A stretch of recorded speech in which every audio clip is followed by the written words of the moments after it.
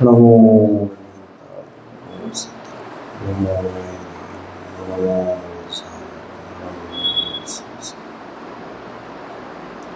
ओंकार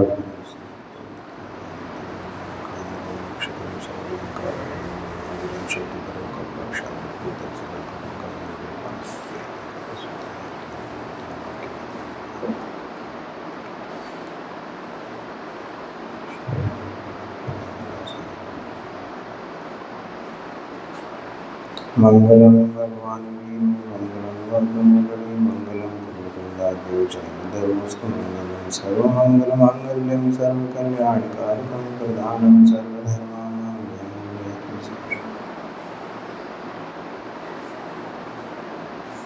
नमः साय स्वानुभूत्या च कासिते चित्स्वभावाय भावाय सर्वभावान्तरक्षते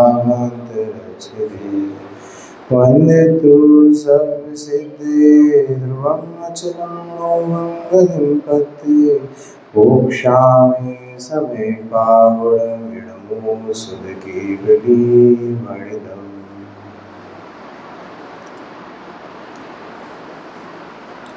ळावी होदी अपमत्तो नपमत्तो जान गोदूजो भावो एवं वदन्ति सुदमनादो जो सो दूसो चेव नहीं अप्रमत्त प्रमत्त नहीं जो एक ज्ञायक भाव है इस रीति शोध कहाय अरु जो ज्ञात वो तो ही है। याद हुई? अब तो याद हो जानी चाहिए। देखो बच्चे को जब 3 दिन लगातार नमोकार मंत्र पढ़वाते हो आप, तो उसको छोटे से बच्चे को भी नमोकार मंत्र याद हो जाता है। तो आप तो छोटे से बच्चे से कम थोड़े तो बड़े हो, तो ये गाथा तो याद हो जानी चाहिए। बोलिए एक बार, फिर से एक बार बोलते हैं, चलिए। णवियोदि अपमतो णपमतो जान गोदूजो भावो एवं वदन्ति सुदमनादो जो सो दूसो चेव। क्या समझाते हैं? जो ज्ञायक भाव है वह अप्रमत्त भी नहीं है, प्रमत्त भी नहीं है, इस प्रकार इसे शुद्ध कहते हैं। और जो ज्ञायक रूप से ज्ञात हुआ वह तो वही है, अन्य कोई नहीं है। गुरुदेव श्री के प्रवचन में जो उन्होंने टीका पर कुछ विश्लेषण किया है, उन पंक्तियों को देखते हैं। देखिए मूल टीका पहले पढ़िए, क्या लिखी है शुरुआत में। जो स्वयं अपने से ही सिद्ध होने से, किसी से उत्पन्न हुआ न होने से अनादि सत्ता स्वरूप है। देखिए 17 तारीख को केवल गाथा नहीं सुनानी, उसको समझकर बताना भी है। आप मुझे भले ही मत बताना, परंतु खुद को अपने आप को ये बात बताना कि मैंने छठी गाथा से क्या सीखा है। देखिए समय बहुत बहुमूल्य चीज़ है। सुबह 1 घंटा और शाम को 1 घंटा, ऐसे आप पूरा इन्वेस्ट कर रहे हो और जाने आने में भी आपका समय खर्च होता है, तो इससे कुछ निकल कर तो आए। हम सब बनिया है ना, तो बनिया अपना मुनाफा देखता है कि नहीं, या बर्बादी देखता है? बनिया अपना मुनाफा देखता है। तो आप सभी लोग समय का सदुपयोग तो करो। जब छठी गाथा को सुन रहे हो 1-1 घंटा सुबह और शाम को, तो कम से कम इतना निर्णय तो हो जाए कि इन 6 दिनों में मैंने छठी गाथा का सार तो समझ में आ गया। क्या बोलते हैं? जो स्वयं अपने से ही सिद्ध होने से, किसी के द्वारा उत्पन्न हुआ न होने से अनादि सत्ता रूप है। ये पहला पॉइंट बनाओ। कैसा है यह आत्मा? क्योंकि देखिए बात फिर से शुरू से करते हैं, तो कहां से बात शुरू हुई थी? ऐसा शुद्ध आत्मा कौन है जिसका स्वरूप जानना चाहिए, यहां से बात शुरू हुई थी, है ना मांगीलाल जी का परिवार। भाई साहब का नाम भूल गया, उमेश जी। यूसी जैन साहब बोलते होंगे शायद आपको। यूके जी, ये अच्छा है, तो यूके तो बाहर कंट्री का भी नाम है। तो क्या बोलते हैं कि ऐसा शुद्ध आत्मा कौन है जिसे जानना चाहिए, बात यहां से शुरू हुई थी। तो ऐसा शुद्ध आत्मा, उसकी विशेषताएं गिना रहे हैं। क्या क्या विशेषताएं हैं उसमें? प्रथम विशेषता क्या गिनाई कि जो स्वयं अपने से ही सिद्ध होने से, किसी के द्वारा उत्पन्न ना होने से अनादि सत्ता रूप है, किसी ने उत्पन्न नहीं किया। ये जीव कैसा है? अभी तो आप 6 द्रव्यों को छोड़ दो, अभी तो केवल जीव द्रव्य को पकड़ो। वैसे तो 6 द्रव्य भी अनादि से हैं, है ना? क्यों? क्योंकि जैन सिद्धांत प्रवेशिका में पहला प्रश्न क्या है? कोई बताएगा मुझे पहला प्रश्न क्या है जैन सिद्धांत प्रवेशिका जी में? किसने लिखी है जैन सिद्धांत प्रवेशिका? गोपाल दास जी बरैया ने। अपनी पड़ोस के थे, मुरैना के रहने वाले थे, है ना? पहला प्रश्न क्या लिखा? विश्व किसे कहते हैं? तो क्या बोले उसमें? 6 द्रव्यों के समूह को विश्व कहते हैं। और ये विश्व कैसा है? ये अनादि से चला आ रहा है और अनंत काल तक रहेगा। तो ये जो 6 द्रव्यों का समूह है, ये भी अनादि से चला आ रहा है और अनंत काल तक रहेगा। इस बात पर पहले तो श्रद्धा होनी चाहिए, है ना? देखिए, हमारा साइंस अलग बोलता है, जहां इनका विज्ञान खत्म हो जाता है वहां से जैन दर्शन चालू होता है।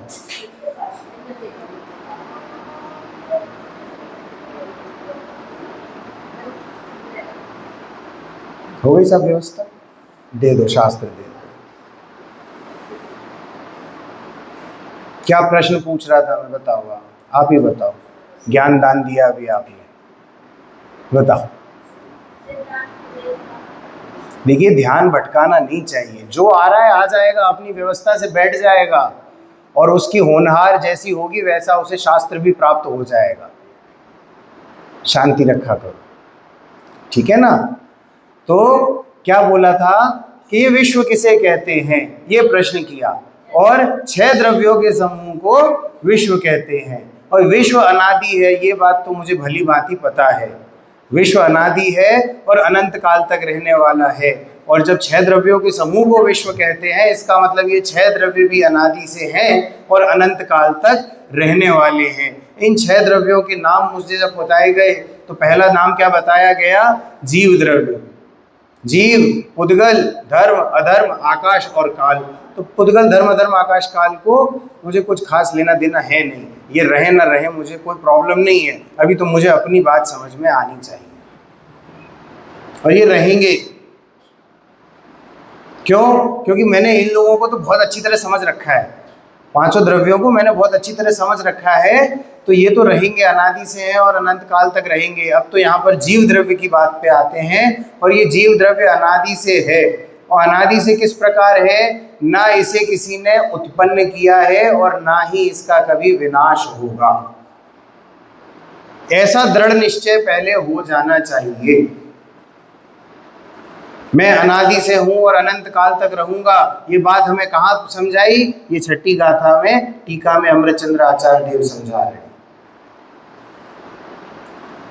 कि मैं जन्मता भी नहीं हूं और ना मैं मरता हूं, मैं तो अनादि से हूं और अनंत काल तक रहूंगा। इस बात पे थोड़ा जोर देना चाहिए कि मैं अनादि से हूं और अनंत काल तक रहूंगा। क्यों जोर देना चाहिए? इससे हमारा भय मिटता है।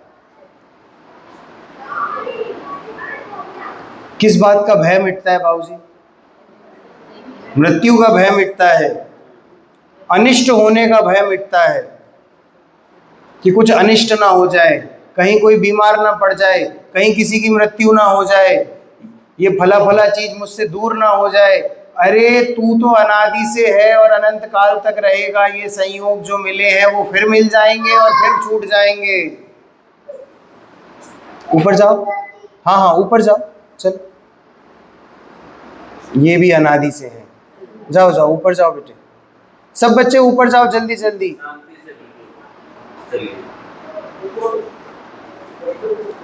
तो ये संयोग आएंगे और चले जाएंगे, वो सहयोग आया और चला गया, परंतु मैं तो जैसा बैठा था वैसा ही हूँ। ये बात समझ में आती होगी। कभी कभी आप भी इस बात का अनुभव करते होंगे कि क्यों लाइन लगा ली यहाँ पर, क्यों नहीं चढ़ रहे हो ऊपर?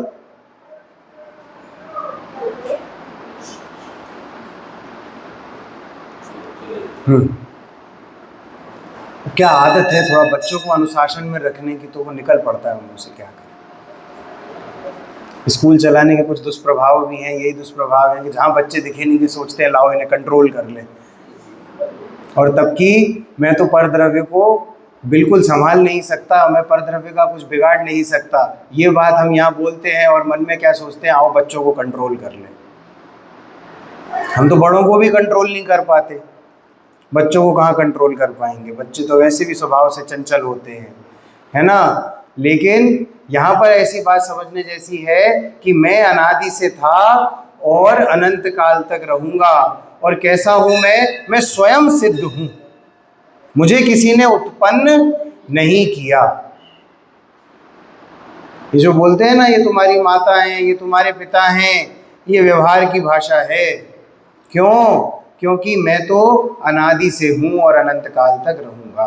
देखो बच्चों को ये बातें याद करानी चाहिए। बड़े बूढ़े तो सब सीख साख के बैठे हुए हैं, परंतु भाव भासना तो है नहीं। उमेश जी, भाव भाषण किसे कहेंगे आप बताइए थोड़ा। नहीं, भाव भाषण आता है ना, अंदर में बैठनी चाहिए बात, भाव भासना होना चाहिए इसका। बताओ उसको भाव भाषण किसको कहते हैं? नहीं, भाव भाषण की परिभाषा पूछ रहा हूं मैं तो आपसे। प्रतीति होना बोलते हैं ना, प्रतीति हो जानी चाहिए, भाव वासना हो जाना चाहिए। ये जो शब्द हैं इनके भाव अंदर में बैठ जाना चाहिए, तो वो भाव भाषण किसको कहते हैं? मैंने आपको कुछ अपशब्द कहे और उन अपशब्दों को आपने मन में ले लिया और वैसा ही अनुभव करने लगे, मैं तो ऐसा ही हूं, ये हुआ भाव भाषण। अपशब्दों को तो आप तुरंत भाव भाषण में ले लेते हो, है ना। मोक्ष मार्ग प्रकाशक जी में 9वें अध्याय में आया भाव भाषण। देखो आप एक बात बताओ, जैसे आप बाहर गाय को रोटी खिलाते हो, तो गाय को जब आप रोटी खिलाते हो तो आप क्या बोलते हो? ऐसे रोटी हाथ में लेके बोलते हो, क्या बोलते हो? गाय को गाय आ, गाय आ, गाय आ, तो गाय आ जाती है ना। तो मुझसे किसी समझदार व्यक्ति ने पूछा, उसको कैसे समझ में आया कि उसका नाम गाय है? गाय को गाय बुला रहे हो तो गाय आ रही है, तो उसको कैसे पता पड़ा कि गाय को गाय है उसका नाम? भैया उसको तुम भैंस भी बोलोगे तो भी वो आ जाएगी, उसको तुम कुत्ता भी बोलोगे तो भी वो आ जाएगी, उसको तुम बकरी बोलोगे तो भी वो आ जाएगी। क्यों? क्योंकि उसको तो वो भाव भाषण है कि ये आ की जो आवाज आ रही है, इसका मतलब मुझे भोजन करने के लिए बुलाया जा रहा है, चलो आगे बढ़ते हैं। ये भाव भाषण है, उसे शब्दों से कोई मतलब नहीं है। आप समझे भाव भाषण का मतलब? जब आप किसी के दुख में जाते हैं, किसी के यहाँ कुछ अनिष्ट हो गया तो आप उसके यहाँ दुख में जाते हैं बैठने के लिए, तो आप क्या बोलते हो? हम आपका दुख समझ सकते हैं। ये केवल शब्दों में बोलते हो, परंतु यदि आपके यहाँ पर भी वैसी घटना हो चुकी होती है तो आप वाकई में उसका दुख समझ सकते होते हो। वहां होती है भाव भाषा।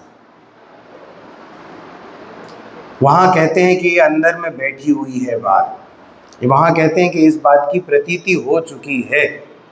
आपको सोते में भी यदि आपकी माँ आपको उमेश चिल्लाती होगी तो आप ही उठते होगे दोनों तीनों भाइयों में से, और बाकी के 2 भाई नहीं उठते होंगे, क्योंकि उमेश ही उठते हैं, क्योंकि उमेश को ये बात पता है कि मैं उमेश हूँ।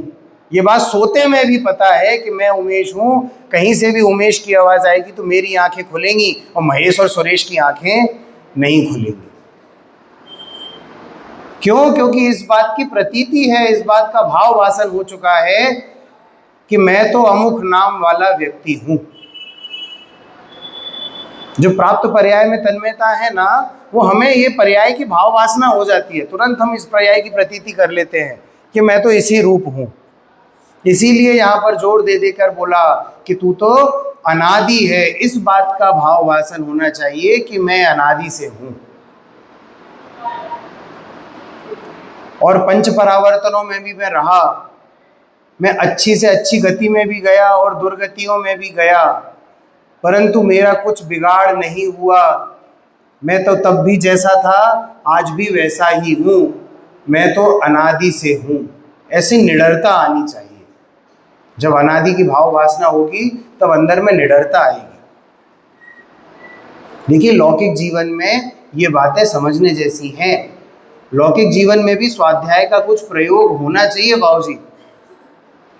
केवल स्वाध्याय भवन तक स्वाध्याय नहीं है, स्व का अध्याय जब आप कर रहे हो, कोई चीज़ सीख रहे हो। देखिए, लौकिक में भी जब जो पढ़ाई कराई जाती है वो केवल किताबों तक सीमित नहीं रहती। लौकिक जीवन में भी जब बच्चे को ABCD पढ़ाते हैं, 1 2 3 पढ़ाते हैं, तो क्या बोलते हैं कि अब इसका एप्लीकेशन सीखो। कि तुमने 1 2 3 सीख लिया, तुमने 1 + 1 2 करना सीख लिया, 2 + 2 4 करना सीख लिया, तो अब जब कभी बाजार में जाओगे और तुमको बोला जाएगा 4 चीज़ें खरीद के लाओ, तो तुम वहाँ काउंट करोगे ना, ये 1 2 3 4 हो गई, 4 अंकल दे दो। ऐसे एप्लीकेशन सिखाते हो ना, जब आप बच्चे को कोई सिद्धांत सिखाते हो तो उस सिद्धांत को प्रयोग कैसा करना है वो भी सिखाते हो। तो यहाँ सिद्धांत सिखाया जा रहा है कि मैं अनादि से हूँ, तो अब इसका प्रयोग करो। इसका कहाँ प्रयोग करोगे कि कोई किसी ने तुझे अपशब्द बोल दिए, तेरा कुछ अनिष्ट हो गया, तेरा कुछ इष्ट हो गया, कुछ अनिष्ट इष्ट का वियोग हो गया, दुकान जल गई, धंधा बैठ गया, तेरी पत्नी मर गई, बच्चे मर गए, पूरा घर संसार नष्ट हो गया, घर में आग लग गई, परंतु तू दुखी मत हो। क्यों? क्योंकि तू तो अनादि से है और तू अनंत काल तक रहेगा। ये पर्यायें अनंते बार आई और अनंते बार छूट जाएंगी, परंतु तेरा स्वरूप तो जैसा था वैसा का वैसा ही रहेगा। कैसा है तेरा स्वरूप? पिछले 4 दिन में क्या सीखा? कैसा है मेरा स्वरूप? ज्ञायक भाव रूप है मेरा स्वरूप। यहाँ ये जो अनादि बोला ना, इसका ऐसा एप्लीकेशन होना चाहिए। परंतु स्वाध्याय तो बहुत होता है। माता बहनों में अधिकतर देखा जाता है, पुरुष तो क्या व्यापार आदि में बिजी रहते हैं और दुकान व्यापार सर्विसेज जो दे रहे हैं उनमें बिजी रहते हैं, परंतु महिलाएं क्या घर पे खाली भी रहती हैं, काम भी करती हैं। काम कर रही होंगी तो भी आजकल तो देखिए, आजकल स्वाध्याय कराने वाले लोग ज़्यादा हैं और स्वाध्याय करने वाले लोग कम हो गए हैं। ये तो देखने में आता है। तो अभी यहाँ पर क्या होता है, मोबाइल पे प्रवचन चला लिए और सामने रख लिए, अब वहाँ रोटी भी मिल रही है, सब कुछ हो रहा है, प्रवचन सुन रहे हैं, प्रवचन सुन रहे हैं। फिर खाली बैठ गए, फिर दूसरे पंडित जी के प्रवचन लगा लिए। अब थक के बैठ गए, अब दूसरे प्रवचन लगा लिए। अब लेट गए, फिर प्रवचन लगा लिए। वो पूछा, भाई क्यों इतना इतना क्या प्रवचन सुनना? अरे मन में शांति रहती है। मैं कहा, मन में शांति कैसे रहेगी? जो तो अशांति फैला रखी है आपने। फिर एक प्रवचन सुन लिया, फिर दूसरा प्रवचन सुन लिया, फिर तीसरा प्रवचन सुन लिया। दिन भर में 6 प्रवचन 7 प्रवचन सुन लिए आपने। भाव वासना कितनों की हुई बताओ? शेर को सम्यक दर्शन हुआ था तो कितनी देर तक उपदेश दिया गया था मुनिराज द्वारा? अरे भाई, मैं तो समझता हूँ मुश्किल से 1 मिनट भी नहीं लगा होगा। हाथों में खून लगा है, मुंह से खून टपक रहा है, मुंह में मांस का टुकड़ा फंसा हुआ है, मरा हुआ हिरण पड़ा है फटा हुआ, और सामने मुनिराज खड़े हैं। मुनिराज ने बोला कि ये तेरा स्वरूप नहीं है। तेरा स्वरूप कैसा है? ज्ञायक स्वरूप है। तू तो जीव है। ये पर्याय तेरी पर्याय नहीं, तेरी पर्याय तो ज्ञायक है। बस इतना समझ में आया, सम्यक दर्शन हो गया। भाव भासना, यहाँ भाव भासना हो। ये जिस दिन ये बात अंदर में घर कर जाएगी, देखिए आपको पता है आप बैर कब मानते हो बाबूजी? मैंने आपसे कोई अपशब्द कहा, आप खुशी खुशी ले गए, फिर दूसरे दिन फिर कुछ बोला, आप खुशी खुशी ले गए। मैं लगातार आपको बोल रहा हूँ, आप खुशी खुशी ले जा रहे हो, एक आध दिन आपको लग गई। बोला, पंडित जी हम 6 दिन से सुन रहे थे, आपकी मजाक में ले रहे थे, आज तो अति हो गई आपकी। अब आप या शिवपुरी में दिख मत जाना, जब उनको उस शब्द का भाव वासना हो गई है। कि पंडित जी 6 दिन तक तो हमने सुन ली, अब 7वें दिन अब आप दिख मत जाना, 18 तारीख को बोरिया बिस्तरा गुल हो जाना चाहिए शिवपुरी से आपका। क्यों? क्योंकि आपकी जो बात है ना वो यहाँ लग गई है अब, तो ये लगनी चाहिए। ये 6-6 घंटे का स्वाध्याय तभी कार्यकारी होगा जब तुझे ये बात यहाँ पर लगनी चाहिए। बहू का एक शब्द तुझे बुरा लग जाता है, तू क्रोधित हो उठता है, हमसे ऐसे कैसे बोल दिया, हमको बहुत बुरी लग गई, इस प्रकार के शब्द यदि निकल रहे हैं। अरे गायक भाव तो प्रवचन में है, मोबाइल के अंदर है। यहाँ तो तूने बुरी लग गई, मुझे बुरी लग गई, तो बुरी लग गई तो ये तेरे कारण मुझे दुख उत्पन्न हुआ है, तू बहुत बुरी है, ये भाव भासना हो जाती है। गायक भाव तो समय सार तक सीमित है। गायक भाव समय सार तक सीमित है। अरे नहीं, गायक भाव में मैं सीमित हूं, ये मेरी सीमा है। क्या है मेरी सीमा? ये गायक भाव ही मेरी सीमा है। मैं इस गायक भाव से बाहर कभी गया ही नहीं हूं। कब से नहीं गया हूं माता जी? अनादि से आया ना, मैं अनादि से हूं, तो मैं अनादि से आज तक इस गायक भाव से बाहर आया ही नहीं हूं। माना नहीं है ये दूसरी बात है। आगे क्या बोलते हैं? अनादि सत्ता रूप है और कभी विनाश को प्राप्त न होने से अनंत है। मेरा कभी विनाश होने वाला नहीं है। कुंटलों जहर खा लो, अपने जीवन से दुखी हैं। अभी बता रहे थे, आपके घर पे बात हो रही थी बाबूजी, कोई ने सुसाइड कर लिया। दीदी बता रहे थे ना, कोई बता रहे थे किसी ने सुसाइड कर लिया। फिर तुम पर्यायों से इतना दुखी हो गए, संयोगों से इतना दुखी हो गए कि तुमने अपना जीवन अंत करने का सोच लिया कि इन दुखों से मैं किसी प्रकार तो छूट जाऊंगा। तो अरे इस प्रकार के विचार जब ही आते हैं जब हम अपने बच्चों को सही शिक्षा नहीं देते।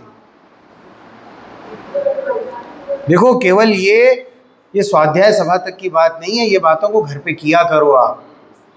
लौकिक जीवन में भी बच्चों को ये सब बातें समझाया करो। बेटा, एक एग्जाम बिगड़ा है, अगला एग्जाम हो जाएगा।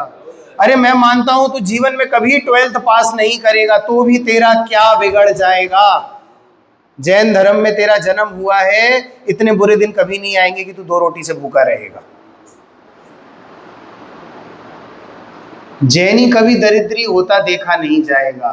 परेशान मत हो बेटा। इस प्रकार से बच्चों को समझाया करो। देखो, मोटिवेशन देना एक अलग बात है और स्वानुभूति भी दी जाती है, थोड़ी सी उनको सद्भावना दिया करो। यदि वो फेल हो जाए ना तो डांटने पे आतुर मत हो जाया करो एकदम। क्या हो गया पंडित जी? उधर उधर ध्यान मत दो। वस्तु व्यवस्थाएं अपने अपने संसार की हैं। तो क्या बच्चों को थोड़ा सा पॉजिटिवली मोटिवेट किया करो। आप जब स्वाध्याय करोगे ना तो यही स्वाध्याय आपको उनको मोटिवेशन देने में भी सहायक होता है कि बेटा कोई परेशानी नहीं है, घर में इतना धन है कि तुम्हारा जीवन यापन हो जाएगा। 12th पास नहीं हुआ, कभी पास नहीं हुआ तो भी कोई बात नहीं, व्यापार कर लेंगे अपन। 1 2 3 तो आती है ना तुम्हें, व्यापार में इतनी गणित की आवश्यकता होती। जब तक एग्जाम नहीं हो जाता तब तक आप उसको ये समझाओ कि तुम्हारा तो काम पढ़ना है, अभी तुम तो पढ़ो, जो होनहार है वो होगी। तुमको तो पता नहीं है, पता पड़ भी जाएगा तो क्या कर लोगे? तुम तो जो पता है अभी उस पर ध्यान दो। ऐसा बच्चों को समझाया करो जब एग्जाम हो उससे पहले कि तुम्हारा काम क्या था? पढ़ना। हमने मंदिर में क्या सीखा था कि किसी कार्य के होने में 5 समवाय लगते हैं, उसमें से एक समवाय होता है पुरुषार्थ। अभी व्यवहार पुरुषार्थ क्या है कि तुम्हें पढ़ाई करनी है, तुम पढ़ाई करो, सप्त व्यसनों से दूर रहो, बुरी दोस्ती से दूर रहो, कुसंगति से दूर रहो, ऐसे बच्चों से दूर रहो जो मस्ती मजाक ज़्यादा करते हैं। मोटरसाइकिल पे घूमना कम करो, जितनी आवश्यकता हो उतना ही धन खर्च किया करो। हॉस्टल में रहते हो तो अपना सेहत का ध्यान रखो, अभक्ष भक्षण मत करो वरना बीमार पड़ जाओगे। ये तुम्हारा पुरुषार्थ है, व्यवहार पुरुषार्थ है ये तुम्हारा। इस प्रकार से तुम अपनी देखरेख रखो और पढ़ाई पर ध्यान दो, केवल इतना कार्य करो। यहाँ भी कोई बात क्या? बस यहाँ भी कहते हैं तत्व निर्णय करो, तुम्हारा काम इतना ही। तुम्हारा काम तो इतना ही है, तत्व निर्णय करो। सम्यक दर्शन होने की जब पर्याय होगी तब हो जाएगी। नहीं होना होगा, नहीं होगा, तुम तुम्हारा काम तो इतना है। तो समझते हैं कि नहीं? इस प्रकार से बच्चों को मोटिवेट करना सीखिए। नहीं करेंगे तो वो ऐसे ही आत्मघात की बातें सुनने में आएंगी। आपको पता है कोटा में अब जितने भी ये फैंस लगे हैं ना, उन फैंस पे जालियां लग गई हैं बड़ी बड़ी। फैन आता है 2000 रुपए का और 3000 रुपए की जाली लगवाई गई है सब फैंस में। बच्चे लटक के जान दे रहे हैं अपनी, फांसी लगा लेते हैं। आईआईटी नहीं क्लियर होता तो, एग्जाम पास नहीं हुआ, अरे रिजल्ट का वेट भी नहीं करते बच्चे। तो उनने देखा कि आज का एग्जाम बिगड़ गया, उनने घर पर आके फांसी लगा ली। तो इस प्रकार की शिक्षाएं मत दो भैया बच्चे को। आप बच्चे पर इतना प्रेशर बिल्डअप कर देते हो कि वो अपनी जान लेना आसान समझता है। अरे फिर से एग्जाम दे लो, कोई ऐसा थोड़ी है कि 2 बार रीअटेम्प्ट 3 बार रीअटेम्प्ट। संसार तो है ऐसा है, देखो भैया संसार में कितने प्रकार के लोग पाए जाते हैं? 4 लोग पाए जाते हैं। बोलते हैं ना 4 लोग क्या कहेंगे, वो 4 लोगों को जो कहना है वो कहते रहेंगे। तुम उनकी बातें मत सुनो। तुम्हारे घर पे रोटी बनाने वो 4 लोग नहीं आएंगे, है ना? तुम्हें अपना घर खुद देखना है। तो इसीलिए सांसारिक बातों को छोड़कर अपने कार्य पर दृष्टि लगाओ। तो कैसा हूं मैं? अनादि से हूं और अनंत तक रहने वाला हूं। इसी बात पर दृष्टि लगाओ। बाहर वाले क्या कहते हैं, पर द्रव्य क्या कर रहा है, उससे मुझे कोई मतलब नहीं होना चाहिए, है ना? नित्य उद्योत रूप होने से क्षणिक नहीं है। ज्ञान निरंतर ज्ञान का कार्य करता है, दर्शन निरंतर दर्शन का कार्य करता है। प्रत्येक गुण अपना अपना कार्य निरंतर कर रहा है। अभी देखो थोड़ा सा गंभीर विषय चल रहा है प्रवचन सार जी की गाथा में, गुरुदेव श्री के प्रवचन में। बहुत गंभीर विषय है, समझ नहीं आएगा तो आप पटरी से उतर जाओगे, रेलगाड़ी आपकी पटरी से उतर जाएगी यदि अगर एक भी ध्यान भटका तो। उत्पाद व्यय द्रव्यम सत, ये विषय चल रहा है कि एक ही द्रव्य में उत्पाद भी है, व्यय भी है और द्रव्य भी है, और एक ही समय में तीनों कार्य होते हैं। द्रव्य द्रव्य रूप कायम रहता है, पूर्व पर्याय का क्षय होता है और उत्तर पर्याय का उदय होता है। उत्पाद व्यय और द्रव्य ये वस्तु का स्वभाव है, तीनों वस्तु का ही अंश है। एक ही समय में ये कार्य होता है, यही समझाने का प्रयत्न चल रहा है अभी, है ना? पौन घंटा तो प्रश्न समझाया गुरुदेव श्री ने।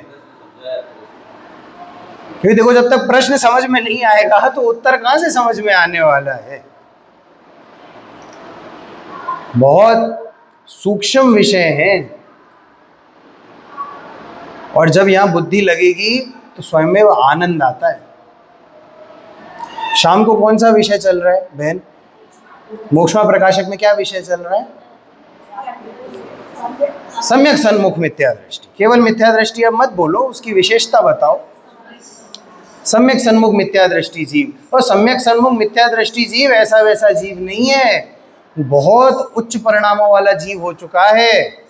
उसने निर्णय कर लिया है कि अब तो मुझे इसी मार्ग में सुख मिलेगा, वहीं पर आगे बढ़ना है। तो हर चीज में उत्साह दिखता है, ऐसा एकदम मुंह उतार के बैठने वाला जीव नहीं है कि मैं पर का करता क्या काम। अरे नहीं, उत्साह से बोलता है कि मुझे तुम्हारे इन कामों में कोई रुचि नहीं है, मैं परद्रव्य का कोई करता धरता नहीं हूं। अंदर से उत्साह है। क्यों है उत्साह? क्योंकि उसे पता है कि कुछ अच्छा प्राप्त होने वाला है। पंच कल्याणक में जन्म कल्याणक वाले दिन कैसे उत्साह से बैठते हैं और इंतजार करते हैं कब ढोल मजीरे बजेंगे, कब भगवान का जन्म होगा। और जैसे ही भगवान का जन्म होता है तो प्रत्येक जीव उत्साह से नाच उठता है। तो ऐसे ही जब सम्यक की पर्याय आने वाली है, तो जब पर्याय आने वाली है उससे पहले भी तो कितना उत्साह होता है उस जीव को। ऐसे ही करके नहीं बैठता घर में। ये तुम कैसे धार्मिक जीव हो, तुम तो नाचते गाते रहते हो। क्यों भैया, नाचना गाना बुरा है क्या? मंदिर में भक्ति कर रहा हूं मैं, भगवान का उल्लास आ रहा है मुझे। सिमंदर भगवान की जब प्रतिमा आई थी सोनगढ़ में, गुरुदेव श्री अप्रतिष्ठित प्रतिमा को भी जमीन पर लेट लेट कर धोख दे रहे थे। मेरे भगवान आए हैं, मेरे भगवान आए हैं। चलो मैं बताता हूँ। अरे लोगों को पकड़ पकड़ के लेके जाते थे, तुमने भगवान देखे?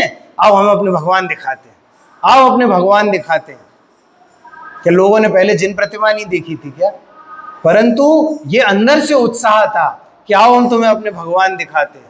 वहाँ समूह में बैठे रहते थे। करके आए ना लोग। हाँ, मंदिर में प्रतिमा जब विराजमान नहीं हुई थी और वो प्रतिमा के बाहर पास बैठे रहते थे, ये मेरे भगवान है। तो ऐसा उत्साह होता है सम्यक सन्मुख जीव को। ऐसा हल्का जीव मत समझना। होने ही वाला है। देखो, आप तो ये समझते हो ना कि मिथ्या दृष्टि शब्द लगा है। भैया, मिथ्या दृष्टि केवल अब इतना है कि श्रद्धा पलटना रह गई है, बाकी सब विचार चल रहे हैं। जब अब होनहार होगी तब वो श्रद्धा अपने आप पलट जाएगी और वो सम्यक दर्शन हो जाएगा। श्रद्धा में क्या आ जाएगा कि मैं तो ज्ञायक भाव हूं, ये श्रद्धा में बैठ जाएगा। ज्ञान में तो बैठ चुका है पूरी तरीके से कि मैं ज्ञायक भाव हूं, अब बस श्रद्धा में बैठने की देर है। आपको पता है सम्यक सन्मुख मिथ्या दृष्टि जीव कैसा कहलाएगा? कल बात हो रही थी कि ऐसे चार्टेड अकाउंटेंट भी देखे हैं जिन्होंने चार्टेड अकाउंटेंट की डिग्री नहीं मिली, बस बाकी पूरा काम जानते हैं। तो उस प्रकार का होता है सम्यक सन्मुख मिथ्या दृष्टि जीव कि जिसने 5 साल तक MBBS की पूरी पढ़ाई कर रखी है और आज एग्जाम देने वाला है, और अब एग्जाम भी दे लिया, अब तो केवल रिजल्ट आने वाला है। अब बस जैसे ही रिजल्ट आएगा मुझे MBBS की डिग्री मिल जाएगी, तो मैं क्या कहलाने लगूंगा? मैं डॉक्टर कहलाने लगूंगा।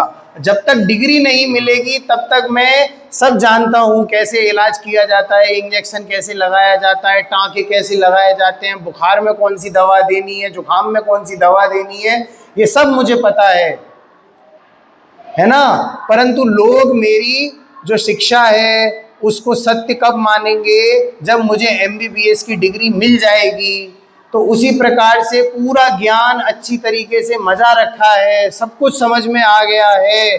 अब मात्र बस श्रद्धा में ये बात बैठना बाकी है, इस बात की प्रतीति होना बाकी है, आत्म अनुभवन होना बाकी है। और जिस ही क्षण ये आत्मवन हो जाएगा तो मेरी श्रद्धा क्या कहलाएगी? सम्यक कहलाएगी। मैं सम्यक दृष्टि कहलाऊंगा। और वही ज्ञान जो पहले ज्ञान मेरा मात्र ज्ञान कहला रहा था, वो सम्यक ज्ञान कहलाएगा। हाँ, पढ़ना है।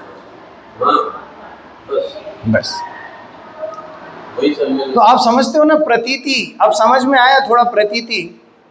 आप ऐसे डॉक्टर से इलाज करवाओगे जो 5 साल पढ़ा हुआ है बट MBBS की डिग्री नहीं है, या ऐसे डॉक्टर से इलाज कराओगे जिसने 5 साल पढ़ा भी और MBBS की डिग्री है? MBBS की डिग्री वाले से ही तो कराओगे ना। तो इसीलिए भाव वासना जरूरी है ना।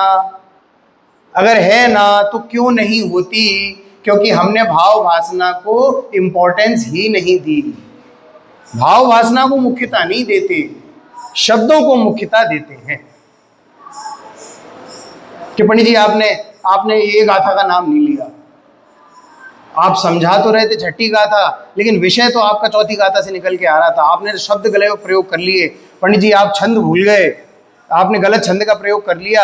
इस जगह पे ये छंद बोला जा सकता था, इस जगह पे ये 38 नंबर की गाथा बोली जा सकती थी, इस वाले ग्रंथ से ये वाला विषय लिया जा सकता था। अरे भाई, भाव वासना करो। शब्द तो कई प्रकार के आएंगे और जाएंगे। ये बताया था, जीव जुदा है, देह जुदा है, यही ग्रंथों का सार। और बाकी फिर आगे जो लिखा है वो सब उसका विस्तार। अभी अपन पूजा में क्या ले रहे थे? कौन सी लाइन आ रही थी? अपन शांतिनाथ भगवान की पूजा ले रहे थे तब। शांति आई मुझे चित्त में जब जाना जाननहार। कब शांति आई? जब जाननहार को जाना। शांति कब मिलेगी? जब भाव भासना होगी। किस चीज की भाव भासना होनी है? इस चीज की कि मैं अनादि हूं, मैं अनंत हूं, मैं नित्य उद्योत रूप होने से क्षणिक नहीं हूं। और लास्ट में क्या लिखा? स्पष्ट प्रकाशमान ज्योति है ऐसा जो ज्ञायक एक भाव है। देखिए, ज्ञान को ज्योति क्यों बोला? ज्ञान कैसा है? स्वपर प्रकाशक है। ज्ञान की क्या विशेषता है? स्वपर प्रकाशक है। इसीलिए ज्ञान को दीपक बोला गया, ज्योति बोला गया। देखिए, दीपक स्व को भी प्रकाश करता है और पर को भी प्रकाशमान करता है। इसीलिए मैं अपने ज्ञान से परद्रव्य भी जानने में आता है और अपने आप को भी जानने में आता है। और फिर आगे क्या बता दिया था, इसकी हम चर्चा कर चुके हैं। अब मुझे समझाओ जल्दी से। परद्रव्य भी जानने में आता है और मैं स्वद्रव्य को भी जानता हूं। इसको समझाओ जरा मुझे। ये टीका में से उत्तर दो कि परद्रव्य मात्र ज्ञान में झलकता है, परद्रव्य ज्ञान में प्रवेश नहीं कर जाता। मैं तो ज्ञान को ही जानता हूं, ज्ञेय ज्ञान में प्रवेश नहीं करता। टीका की क्या भाषा है? ज्ञान में ज्ञेय कृत अशुद्धता आती नहीं। थोड़ा स्वाध्याय करो भाई। आप शब्द नहीं बोलोगे तो भाव वासना नहीं होगी। दर्पण का दृष्टांत लिया कि जिस प्रकार दर्पण में कोई अशुद्ध वस्तु सामने आ जाए तो वो अशुद्धता दर्पण में आती नहीं, उसी प्रकार से मेरे ज्ञान में परद्रव्य झलक रहे हैं, परंतु वो परद्रव्यों का अंश भी मेरे ज्ञान में प्रवेश नहीं किया। इसीलिए मैं तो कैसा हूं? शुद्ध ज्ञायक भाव हूं। आता है ना ऐसा समझ में? थोड़ा सा देखो, रटन लगनी चाहिए, नित्य रटन लगनी चाहिए, तब तो मजा आएगा। इस बात की नित्य रटन लगनी चाहिए। मैं तो कैसा हूं? मैं तो शुद्ध हूं। रटन लगनी चाहिए निरंतर। तो भैया बच्चों को कविता का कौन सी कविता गाते हैं? कौन सी कविता सिखाते हैं बच्चों को? भैया आप लोग भी तो सुनते होगे। मैं तो आत्मा शुद्धात्मा हूँ, तो आनंद का धाम। क्यों सिखा रहे हो बच्चों को आनंद का धाम हूँ मैं, शुद्धात्मा हूँ मैं? जब ये बच्चा रटना लगाएगा ना तो उसके मन में ये प्रश्न आएगा कि मैं शुद्धात्मा हूँ, तो ऐसा कौन है शुद्धात्मा जिसे जानना चाहिए? तो वो इस मंदिर में आएगा, और मंदिर में आएगा तो जय कुमार जी उसको बोलेंगे, बेटा छठी गाथा में इसका उत्तर लिखा है, पढ़ो इसको। लेकिन उससे पहले ये सिखाना तो पड़ेगा बच्चों को। क्या सिखाना पड़ेगा? ये रटन लगानी पड़ेगी कि मैं हूँ आत्मा, है ना? देखो, जब तक ये कसरत तो खुद ही को करनी पड़ेगी। विद्वान तो आके चले जाएंगे, कोई 6 दिन को आएगा, कोई 10 दिन को आएगा, कोई महीने भर को आके चला जाएगा। काम तो तुझे स्वयं को ही करना पड़ेगा। पुराने जो हमारे ज्ञानचंद जी साहब थे, क्या उदाहरण देते थे कि देखो, रोटी भी बना दी हमने, पहले तो गेहूं पीस दिया हमने, आटा कर दिया, आटा माड़ भी दिया हमने, लोई भी बना दी हमने, अब रोटी भी बना दी हमने, और कौर तोड़कर तेरे मुंह में भी रख दिया। अब चबाने का काम तो तुझी को करना पड़ेगा भाई।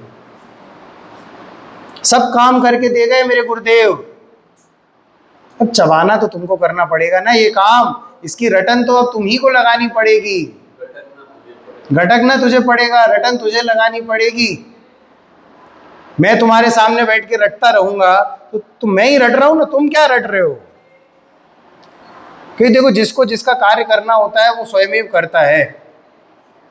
ज्ञान का कार्य ज्ञान ही करता है, दर्शन गुण का कार्य दर्शन गुण ही करता है, दर्शन गुण का कार्य ज्ञान गुण नहीं करता, और ज्ञान गुण का कार्य दर्शन गुण नहीं करता। तो इसीलिए मुझे मेरा कार्य करना पड़ेगा, कोई दूसरा मेरा कार्य आके करेगा नहीं। क्योंकि ये पड़ोसी की बात नहीं, ये तो मेरी बात है। मेरे द्रव्य गुण पर्याय में मेरी चलती है बस, बाहर इसके मेरे द्रव्य गुण पर्याय में भी बोला जाए तो मेरे द्रव्य गुण पर्याय भी मेरे द्रव्य गुण पर्याय स्वरूप ही चलते हैं, मैं तो उनका भी जाननहार रहता हूँ। बाहर भी चलती है। सत्ता सीमा में अकर्ता स्वभाव कैसे समझ में आता है? अकर्ता स्वभाव ऐसे समझ में आता है, बताया ना, तो अकर्ता स्वभाव वाला है। जब प्रत्येक गुण अपना अपना कार्य कर रहा है तो मैं कौन होता हूं हस्तक्षेप करने वाला?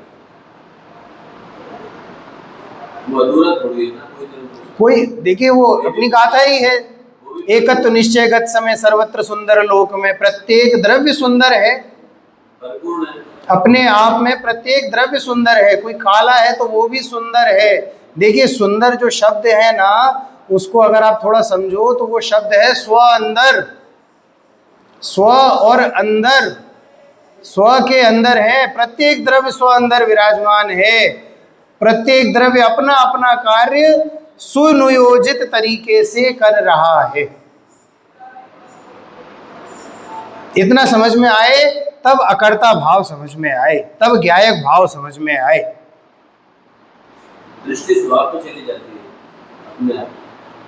आप जब स्वभाव को समझ लोगे तो दृष्टि अपने आप स्वभाव में जाएगी। स्वभाव ही नहीं पता या जीव का स्वभाव क्या है तो दृष्टि कहाँ जाएगी? दृष्टि परद्रव्यों में ही तो जाएगी।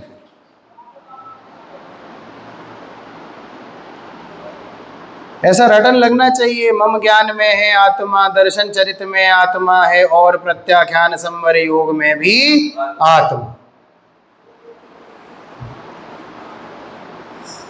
निरंतर ये रटन लगनी चाहिए।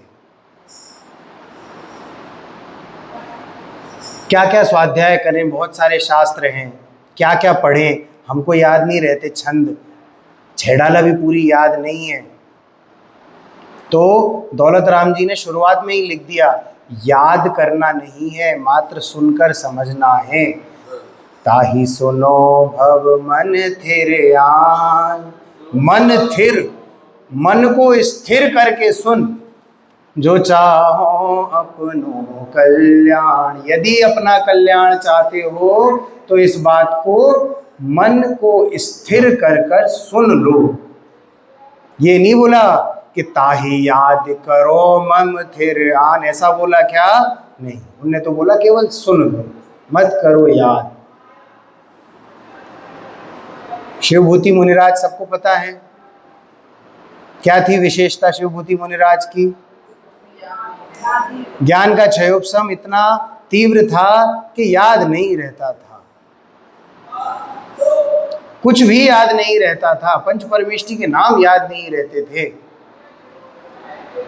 तो क्या हुआ, एक बाई दाल धो रही थी, तो उस बाई से पूछते हैं, हे माता क्या करती हो? तुष्माश भिन्नम, कि दाल का दाना अलग है और ये जो तुष तुष के दाने हैं, ये जो भूसा है वो अलग है।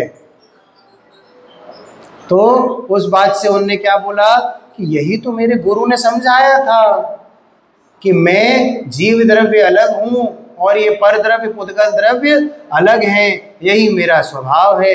इतनी बात से मात्र मोक्ष चले गए, केवल ज्ञान प्रकट हो गया। ये केवल ये 2 सेंटेंस से। आपको कौन कहता है ज्यादा याद करो? याद नहीं रहता, कोई बात नहीं। टोडरमल जी के शब्द हैं मोक्ष मार्ग प्रकाशक के, कि तेरी जितनी शक्ति हो, शक्ति अनुसार उद्यम कर, प्रमादी मत बन। जितनी शक्ति है उतनी शक्ति अनुसार उद्यम तो करो।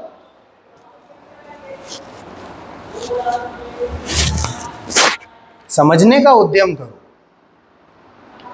यदि तू समझने का उद्यम नहीं करेगा, पुरुषार्थहीनता दिखाएगा, तो तू प्रमादी कहलाएगा। बहाने नहीं चलते, जिन शासन में बहाने नहीं चलते। क्यों नहीं चलते? बहाने बनाना यानी मायाचारी करना। और देखिए हमारे यहाँ तो भाव प्रधान धर्म है। जैन धर्म कैसा धर्म है? भाव प्रधान धर्म है। तो तेरे भावों से तेरे कर्म बंधन होते हैं। तू जब भाव बिगाड़ता है तो अपने आप को ठगता है। और किसी पराये को नहीं ठग रहा मायाचारी करता है तो। कल बहुत मायाचारी की बात हुई अपनी, तो किसको ठगा? स्वयं को ही ठग रहे हैं ना वो लोग जो अपन मायाचारी की बातें करी अपन ने कल, वो सब प्रत्येक जीव अपने आप को ठग रहा है। जगत में अपनी बुद्धिमत्ता दिखाना कोई समझदारी की बात नहीं है, तुम मायाचारी करके खुद को ही ठग रहे हो।